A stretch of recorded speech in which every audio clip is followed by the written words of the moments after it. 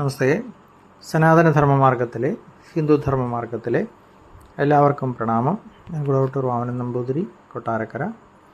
എല്ലാ ബുധനാഴ്ചയും നടത്തി വരാറുള്ള സനാതനധർമ്മ ആചാരചിന്തകൾ അതിൻ്റെ 157 ഭാഗത്തിലേക്ക് ഏവർക്കും സ്വാഗതം. ഐതരേയോപനിഷത്താണ് നമ്മളിപ്പോൾ ചർച്ച ചെയ്തുകൊണ്ടിരിക്കുന്നത്. അതിൻ്റെ 1-ാം ഖണ്ഡം കഴിഞ്ഞ ദിവസം നമ്മൾ പറഞ്ഞു. സൃഷ്ടിയുമായി ബന്ധപ്പെട്ട വിവരണങ്ങളാണ് കഴിഞ്ഞ ഖണ്ഡത്തിൽ നമ്മൾ പറഞ്ഞത്.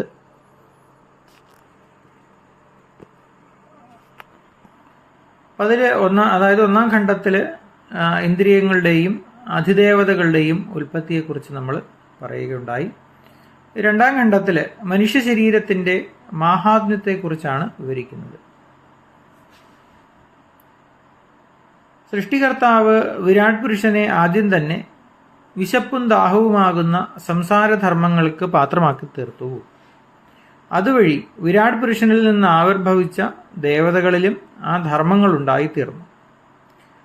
കാരണഗുണങ്ങൾ കാര്യത്തിലും സംക്രമിക്കുന്ന ഒരു സ്ഥിതിയാണ് ഉള്ളത്. അതുകൊണ്ട് അഗ്നിയാദി ദേവതകളും സംസാരധർമ്മങ്ങൾക്ക് അതീതരല്ല എന്നും ദേവതാപ്രാപ്തി മനുഷ്യജീവിതത്തിൻ്റെ ലക്ഷ്യമായി കണക്കാക്കരുത് എന്നുമാണ് ഇവിടെ കാണിക്കുന്നത്. ആത്മതത്വമറിഞ്ഞ് ജീവാത്മാ പരമാത്മ ഐക്യം സാക്ഷാത്കരിക്കുക മാത്രമാണ് ക്ലേശപൂർണമായ സംസാര സാഗരം തരണം ചെയ്യാനുള്ള മാർഗം. ഈ സംസാരസാഗരത്തിൻ്റെ സ്വരൂപത്തെപ്പറ്റി ശങ്കരാചാര്യസ്വാമികൾ അദ്ദേഹത്തിൻ്റെ ഭാഷ്യത്തിൽ ഇങ്ങനെ സൂചിപ്പിക്കുന്നുണ്ട്. അജ്ഞാനത്തിൽ നിന്നും അജ്ഞാനകാര്യങ്ങളായ കാമകർമ്മങ്ങളിൽ നിന്നും ഉണ്ടാകുന്ന ദുഃഖമാണ് അതിലെ ജലം. കഠിന രോഗങ്ങൾ, ജര, മരണം മുതലായ വലിയ ജലജീവികൾ അതിൽ ധാരാളമുണ്ട്. അത് അനാദിയാണ്, അനന്തമാണ്, അപാരമാണ്, ആശ്രയരഹിതമാണ്. വിഷയാനുഭവങ്ങളിൽ നിന്ന് കിട്ടുന്ന സുഖലേശം കൊണ്ടുള്ള വിശ്രമസുഖം ചിലപ്പോൾ അതിൽ നിന്ന് കിട്ടിയേക്കാം. ഇന്ദ്രിയാർത്ഥത്തിലുള്ള തൃഷ്ണയാകുന്ന കൊടുങ്കാറ്റ് കൊണ്ട് അനർത്ഥങ്ങളാകുന്ന വലിയ തിരമാലകൾ എപ്പോഴും അതിലുണ്ടാകും. നരകയാതനകളിൽ നിന്നുണ്ടാകുന്ന ദയനീയങ്ങളായ ശബ്ദങ്ങൾ കൊണ്ടും നിലവിളികൾ കൊണ്ടും അതെപ്പോഴും ശബ്ദായമാനമായിരിക്കും. എങ്കിലും സത്യം, ധർമ്മം, ദാനം, ദയ, അഹിംസ, ശമം, ദമം മുതലായ ആത്മഗുണങ്ങളായ പാഥേയം എന്ന് പറഞ്ഞാൽ വഴിച്ചോറ് അല്ലെങ്കിൽ പൊതിച്ചോറ് എന്നൊക്കെ അർത്ഥം. ആ പാഥേയം നിറച്ച ജ്ഞാനമാകുന്ന വഞ്ചിയും അതിലുണ്ട്.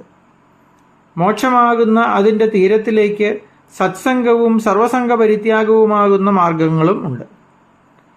അങ്ങനെയുള്ള സംസാരസാഗരത്തിലാണ് ദേവതകൾ പതിച്ചത്. വിശപ്പും ദാഹവും കൊണ്ട് വലഞ്ഞ അവർ പിതാമഹന്റെ അടുത്ത് ചെന്ന് പറഞ്ഞു, ഞങ്ങൾക്ക് ഇരുന്ന് ഭക്ഷണം കഴിക്കുവാൻ പറ്റിയ ഒരു അധിഷ്ഠാനം, അതായത് ഒരു ഇരിപ്പിടം ഉണ്ടാക്കി തരണമേ എന്ന്. വിരാട് പുരുഷന്റെ ദേഹത്തിൽ അവർക്ക് സ്ഥാനമുണ്ടെങ്കിലും അത് സമഷ്ടിരൂപവും സർവാശ്ലേഷിയുമായതുകൊണ്ട് അതിലിരുന്ന് ഭക്ഷണം ആസ്വദിക്കുവാൻ സാധ്യമല്ല. അതുകൊണ്ട് വെഷ്ടിദേഹങ്ങളുടെ സൃഷ്ടിക്കാണ് ദേവതകൾ പ്രാർത്ഥിച്ചത്.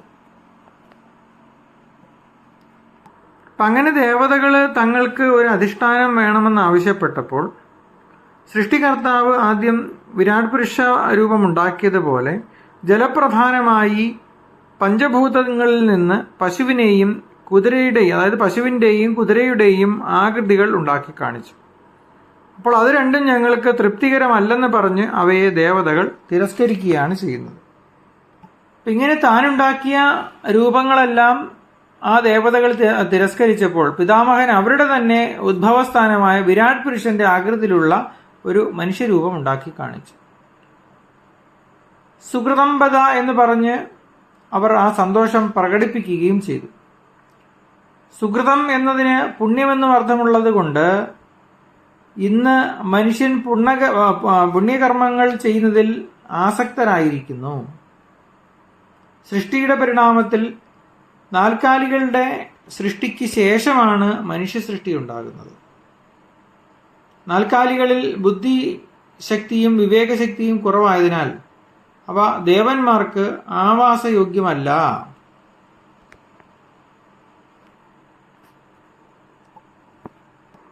മനുഷ്യന് തൻ്റെ ബുദ്ധിശക്തി കൊണ്ട് വിവേകശക്തിയും നിത്യസത്തയുടെ ഉയർന്ന തലങ്ങളിലേക്ക് ഉയരുവാനുമുള്ള കഴിവുണ്ട്. ആത്മചൈതന്യത്തെ, അതായത് ബ്രഹ്മത്തെ അറിയുവാനും ബ്രഹ്മമായി തീരുവാനുമുള്ള കഴിവുമുണ്ട്. അതുകൊണ്ടാണ് മനുഷ്യ സൃഷ്ടിയെ ഈശ്വര സൃഷ്ടിയുടെ മകുടഭൂതമായി കണക്കാക്കുന്നത്.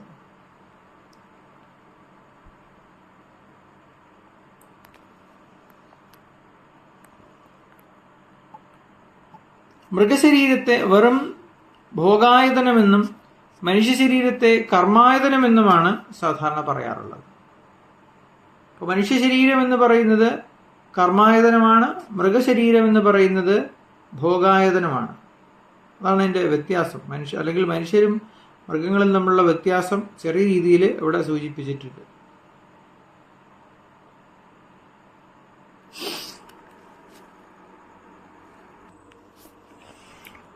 ഇതിൽ മൂന്നാം ഖണ്ഡം മൂന്നാം മന്ത്രത്തിൽ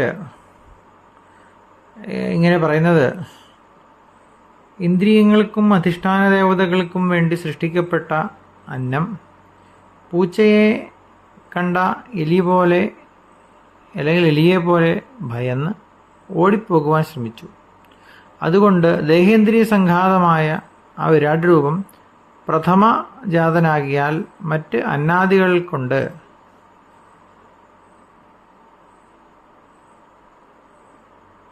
അതായത് ദേഹേന്ദ്രിയ സംഘാതമായ ആ വിരാട് രൂപം പ്രഥമജാതനാകിയാൽ മറ്റ് അന്നാദന്മാരെ കൊണ്ട് അന്നത്തെ ഗ്രഹിക്കുന്നത് എങ്ങനെ എന്ന് അറിവില്ലാത്തതിനാൽ അതിനെ വാക്കുകൊണ്ട് സംഗ്രഹിക്കുവാൻ ആഗ്രഹിച്ചു.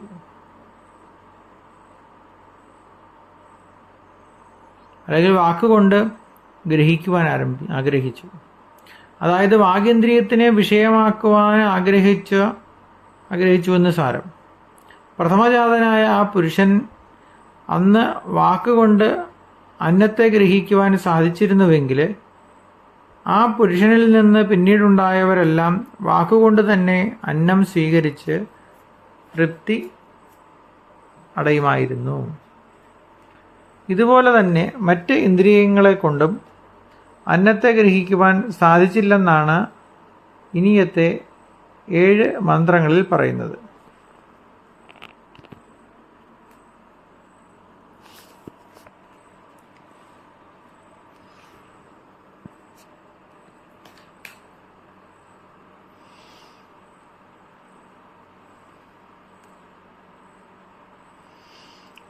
ലോകങ്ങളുടെയും ലോകത്തെ പാലിക്കുന്നവരുടെയും ആഹാര സംബന്ധിയായ ആവശ്യങ്ങളെ പൂർത്തീകരിക്കുന്നതിന് വേണ്ടി സൃഷ്ടിക്കപ്പെട്ടതായ അന്നം ഇത് എന്നെ ഭക്ഷിച്ച് എൻ്റെ നാശം വരുത്തുമെന്നോർത്ത് പിന്തിരിഞ്ഞോടാൻ ഭാവിച്ചു. അതുകണ്ട് ദേഹേന്ദ്രിയങ്ങളിൽ ചേർന്നുണ്ടായ ആ പരമപുരുഷന് അന്നത്തെ വീണ്ടും മണത്തുകൊണ്ടറിയാൻ അല്ലെങ്കിൽ ഘ്രാണേന്ദ്രിയം കൊണ്ടറിയാൻ ആഗ്രഹിച്ചു. അതായത് ഘ്രാണേന്ദ്രിയത്തിന് വിഷയമാകാൻ ആരംഭിച്ചു. അന്ന് ആദ്യം ജനിച്ചതായ ആ പുരുഷാത്മാവിന് ആ പുരുഷന് ഗന്ധത്താൽ തന്നത്തെ പ്രാപ്തമാക്കുവാൻ, അതായത് ആദ്യം ജനിച്ചതായ പുരുഷാത്മാവിന് ആ പുരുഷന് ഗന്ധത്താൽ അന്നത്തെ പ്രാപ്തമാക്കുവാൻ സാധിച്ചിരുന്നുവെങ്കിൽ ആ പുരുഷനിൽ നിന്ന് തുടർന്ന് സൃഷ്ടിക്കപ്പെട്ടവരെല്ലാം മണത്തുകൊണ്ട് തന്നെ അന്നം സ്വീകരിച്ച് തൃപ്തിയാകുമായിരുന്നു. അങ്ങനെയല്ലാത്തതിനാൽ അന്ന് മണത്തുകൊണ്ട് അന്നത്തെ സ്വീകരിക്കുവാൻ സാധിച്ചില്ല എന്ന് നമുക്ക് മനസ്സിലാകുന്നു. അന്നത്തെ വാക്കുകൊണ്ടും ഗന്ധം കൊണ്ടും പിടിക്കുവാനാകാത്തതിനാൽ ഇന്ദ്രിയങ്ങൾ ചേർന്നതായ ആ പ്രഥമ പുരുഷൻ അന്നത്തെ വീണ്ടും കണ്ണുകൊണ്ട്, അതായത് ചക്ഷുരേന്ദ്രിയം കൊണ്ട് ഗ്രഹിക്കുവാൻ ആഗ്രഹിച്ചു. അതായത് ചക്ഷുരേന്ദ്രിയത്തിന് വിഷയമാക്കാൻ ആഗ്രഹിച്ചു എന്ന് താല്പര്യം. ആദ്യം ജാതനായ ആ പുരുഷന് അന്ന് കണ്ണുകൊണ്ട് അന്നത്തെ ഗ്രഹിക്കുവാൻ കഴിഞ്ഞിരുന്നുവെങ്കിൽ ആ പുരുഷനിൽ നിന്നും വീണ്ടും സൃഷ്ടിക്കപ്പെടുന്നവരെല്ലാം തന്നെ കണ്ണുകളാൽ അന്നത്തെ കണ്ട് സംതൃപ്തി അടയുമായിരുന്നു. അങ്ങനെയല്ലാത്തതിനാൽ അന്നത്തെ കണ്ടുകൊണ്ട് ഗ്രഹിക്കുവാൻ സാധിച്ചില്ലെന്ന് നമുക്ക് മനസ്സിലാക്കാം. അന്നത്തിൻ്റെ മാഹാത്മ്യത്തെക്കുറിച്ച് അല്ലെങ്കിൽ അതിൻ്റെ ഉൽപ്പത്തിയെക്കുറിച്ചും ഒക്കെയാണ് ഈ ഭാഗത്തിൽ നമുക്ക് ചർച്ച ചെയ്യാനുള്ളത്.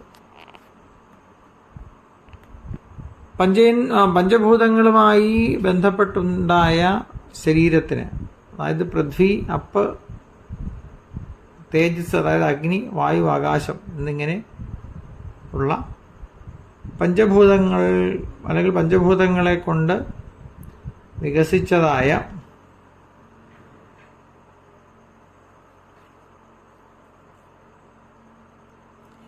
ഈ അന്ന തത്വത്തെ വേണ്ടവണ്ണം ഗ്രഹിക്കുവാൻ അദ്ദേഹത്തിന് സാധിക്കുന്നില്ല.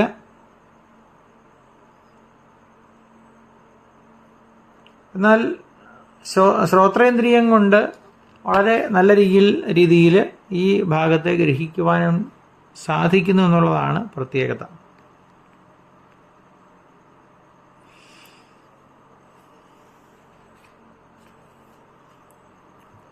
അന്നത്തെ വാക്കുകൊണ്ടും ഗന്ധം കൊണ്ടും കണ്ണുകൾ കൊണ്ടും ഗ്രഹിക്കുവാനാകാതെ പരാജിതരായപ്പോൾ അത് കണ്ട് ദേഹേന്ദ്രിയങ്ങൾ ചേർന്നതായ ആ പ്രഥമ പുരുഷൻ അന്നത്തെ ശ്രോത്രം കൊണ്ട്, അതായത് ശ്രവണേന്ദ്രിയം കൊണ്ട് ഗ്രഹിക്കുവാൻ ആരംഭിച്ചു. അതായത് ശ്രവണേന്ദ്രിയത്തിന് വിഷയമാക്കാൻ ആരംഭിച്ചു എന്ന് താല്പര്യം. ആദ്യം ജാതനായ ആ പുരുഷന് അന്ന് ശ്രോത്രത്താൽ അന്നത്തെ ഗ്രഹിക്കുവാൻ കഴിഞ്ഞിരുന്നുവെങ്കിൽ ആ പുരുഷനിൽ നിന്ന് വീണ്ടും സൃഷ്ടിക്കപ്പെടുന്നവരെല്ലാം തന്നെ ശ്രോത്രത്താൽ കേട്ടുകൊണ്ട് തന്നെ അന്നം സ്വീകരിച്ച് തൃപ്തിയടയുമായിരുന്നു. അങ്ങനെയല്ലാത്തതിനാൽ അന്നത്തെ കേട്ടുകൊണ്ട് ഗ്രഹിക്കുവാൻ സാധിച്ചില്ല എന്ന് മനസ്സിലാകും. അന്നവുമായി ബന്ധപ്പെട്ട അതിൻ്റെ ഉൽപ്പത്തിയും സ്ഥിതിയുമൊക്കെയായി ബന്ധപ്പെട്ട വിഷയങ്ങളാണ് നമ്മൾ ചർച്ച ചെയ്തത്. ബാക്കിയുള്ള കാര്യങ്ങൾ നമുക്ക് അടുത്ത ദിവസം ചർച്ച ചെയ്യാം. എൻ്റെ ഫോൺ നമ്പർ 94 47 30 62 73. ഇത്ര സൂചിപ്പിച്ചുകൊണ്ട് ഇന്നത്തെ പ്രഭാഷണം അവസാനിപ്പിക്കുകയാണ്. എല്ലാവർക്കും നമസ്കാരം. നമസ്തേ.